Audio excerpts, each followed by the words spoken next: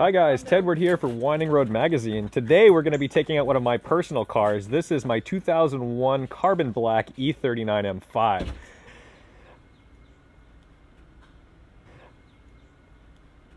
This car has a lot of history because it was one of the fastest production sedans in the world for a very long time, and I think it's still one of the best looking BMWs ever produced. It has about 400 horsepower, 400 pound-feet of torque. I think some of you will go ahead and tell me it's 396, but I'll say 400 all day.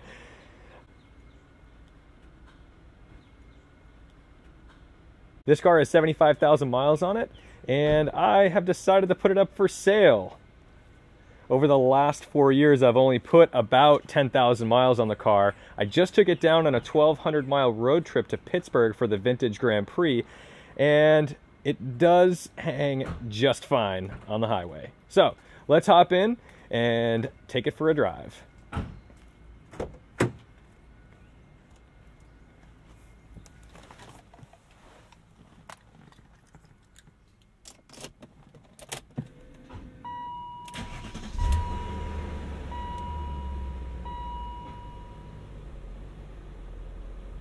You're probably going to hear a couple clunky sounds coming from the back of this car because the rear sway bar links, you have the right of way, but you're giving it to me anyway. So off we go.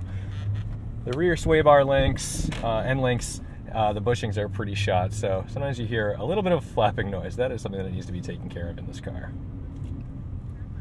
I'd still buy it. I get a flapping noise in my car. Oh, I'm going straight? Yeah. Oh. That's what you should have done when we... Oh. I'll let this fella go. He's very interested in the Winding Road Magazine setup because we look like fools. But it's okay because we're in Cambridge and it's like technically... That's true. Cambridge is kind of bizarre, so... Like, oh, they're probably just testing like an autonomous vehicle and that's how they're recording data. Also, how did you... Yeah, Thank you. Autonomous M5. Yeah.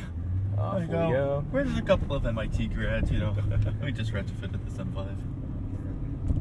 So next to me, you'll recognize David from the Miata trip from Boston to Los Angeles. Behind me is my buddy Arjun. He has that C63 AMG that you just saw in the driveway. We're going to be doing a video on that pretty soon as well.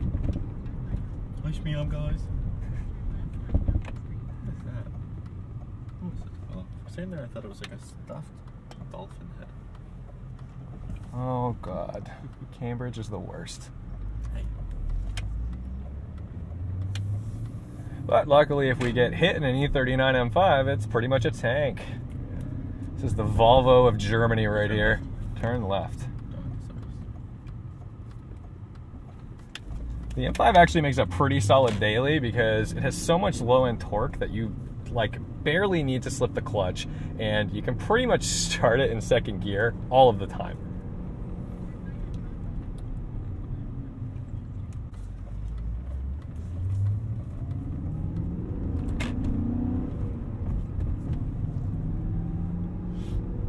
I apologize for how filthy this windshield is right now. I have not cleaned the car since...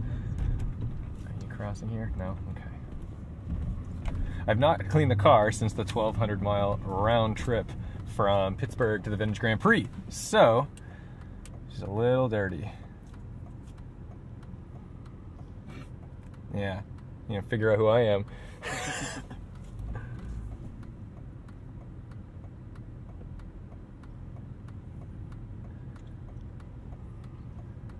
All right, but I've got some of these fellas coming.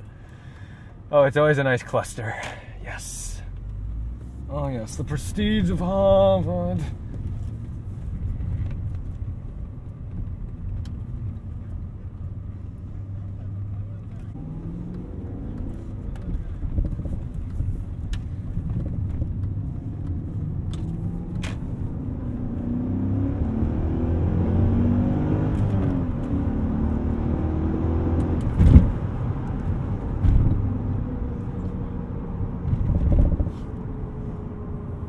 The brakes in this car are pretty great, but you've got to dig for them a little bit. They don't give you that initial bite that you get, say, in an E92 M3. This car, you definitely have like a, not mushier pedal, but it's more, let's say, luxurious.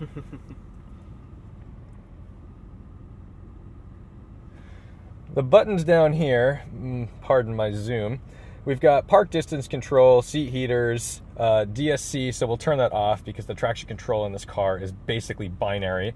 And sport mode. And sport mode in this car changes two things. When you click this, it's going to sharpen the throttle response, it changes the throttle map, and it also changes the weight of the steering wheel. Unlike the M3, which only changes the throttle map.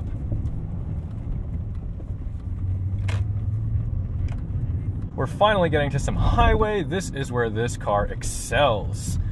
It's a little clunky around town, and I think when you drive this car at slow speeds, it definitely shows its age, where when you get on the highway and you're doing, let's say, faster than people speeds, you start to figure out where all the engineering in this car went, because the chassis dynamics, everything just starts to come together when you're at speed. Even the steering in this car is very vague. You don't get much information from the front axle to your hands. So if you're mid-corner and you're really trying to go for it, it always feels a little like you just need to know where the edge of grip is, or you need to have an audibly communicative tire that's going to tell you when you're losing grip, because you're not really going to feel it through this recirculating ball system through the wheel.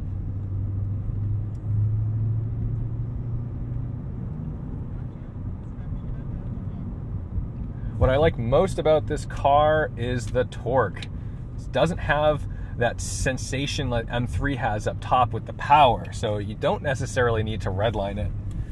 But you can pretty much leave this car in third or fourth gear from idle, and it'll pick right up.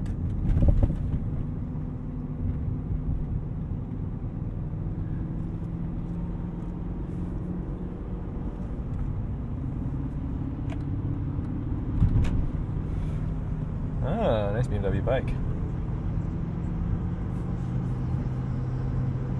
He does not understand what's going on here. Welcome to Winding Road Magazine, my friend. Hey, the bikers do it too. Oh, here he goes. Off he goes.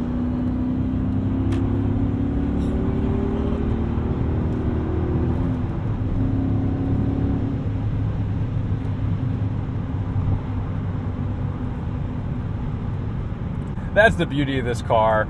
It's just loads of torque. All it wants to do is pull you along at whatever speed you want to go. This car is not speed limited to 155, so it'll pull right beyond that. I will not show you a video of that. Something this car does very well is act as a GT car. It has a 20-gallon fuel tank, and it'll get about 21 miles per gallon over 90 miles per hour. So between 90 and 100, it'll do about 21.5 miles per gallon. So the range on this car allows you to exceed your bladder range, really, which is fantastic. Whereas the M3, with its 19 mile per gallon and 16-gallon tank, you find yourself stopping quite a bit.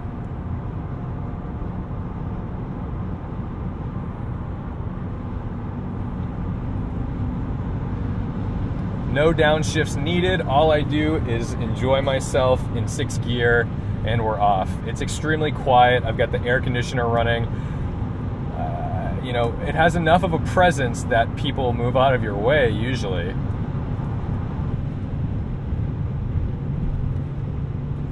Beautiful.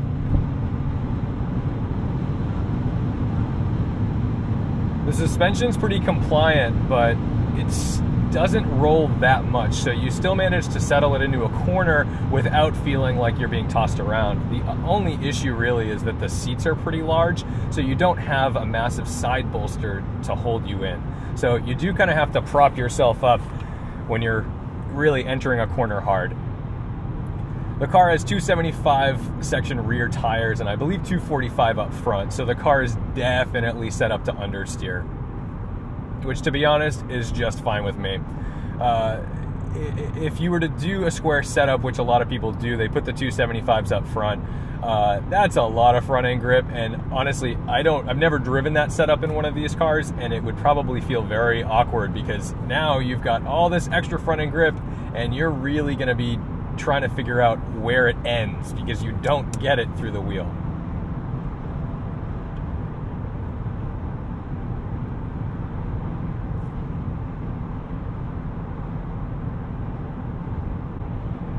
It's fairly difficult to rev match this car when it's not in sport mode because that throttle position is so vague, and it takes a long pedal throw to actually blip the throttle, whereas that's why in sport mode it just, everything kind of falls into place. It's maybe a little too sensitive. You know, if you were to have these cars tuned, that's really the one thing I would change. I don't really care about the power and torque. I would honestly just flatten out that throttle map.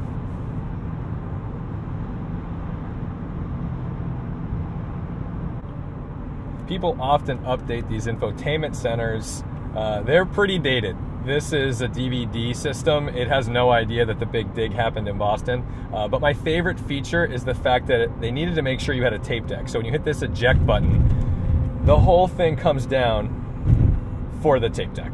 That is the only reason that comes down. Seems like a lot of hassle. There's a 6 CD changer in the back. I tend to keep like the Talking Heads and Steppenwolf because I feel like I should listen to old man music when I'm driving in my M5. The materials in the M5 have always been superior to the M3. The dashboard is leather. Everything you touch is leather. The headliner is Alcantara. It feels extremely premium in here, and that's where you start to realize that in 2001 this car was, you know, over $85,000, and I cannot imagine paying that, but I can imagine looking at other cars on the market at the time and realizing that this is the only true sports sedan. A lot of you AMG guys are going to get mad at me for that, but what you didn't have in that car was a manual transmission. You'll notice that there has been a passenger change. Now Arjun is sitting shotgun. David has just picked up the Cayman from getting some work done. It now has, I think, the second GT4 front bumper ever made for a 987 Cayman. If you've got information to suggest otherwise, feel free to let me know, but that's what I've been told.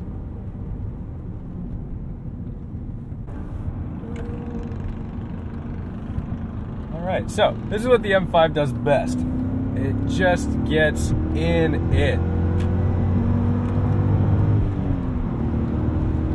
Basically, no need to redline this car.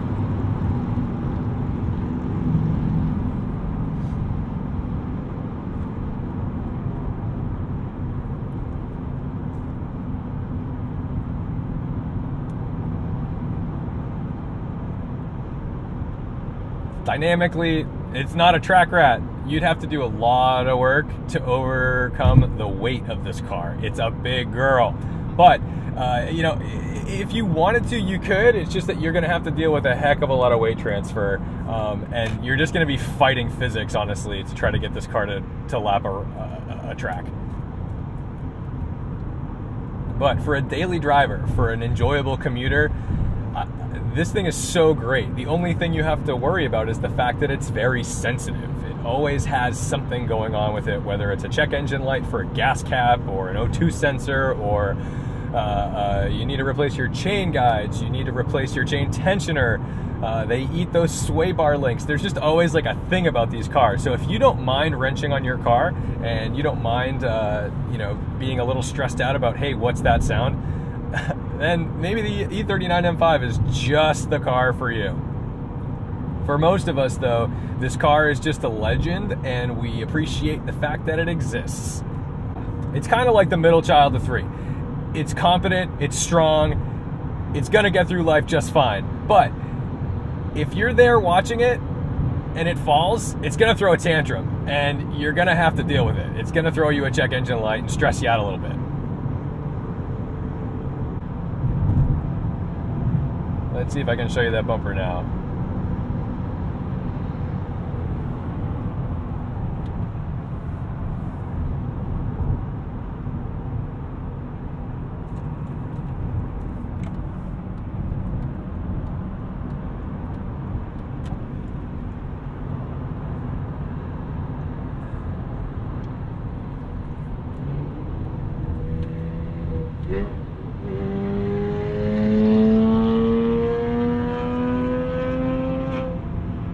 So that's a full IPE exhaust. I'll be doing a point of view video on that car as well pretty soon because it's a lot of fun to drive. There's so much sound and excitement around it.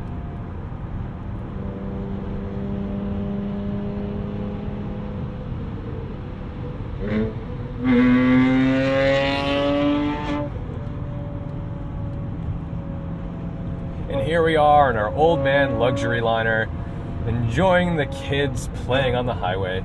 Thank you so much for watching. I hope you enjoyed this drive with my 2001 E39 M5, and I hope it either encouraged you to run out and buy one and pay full market price, or run like hell so you never deal with the problems. Tedward for Winding Road Magazine. Thanks a lot.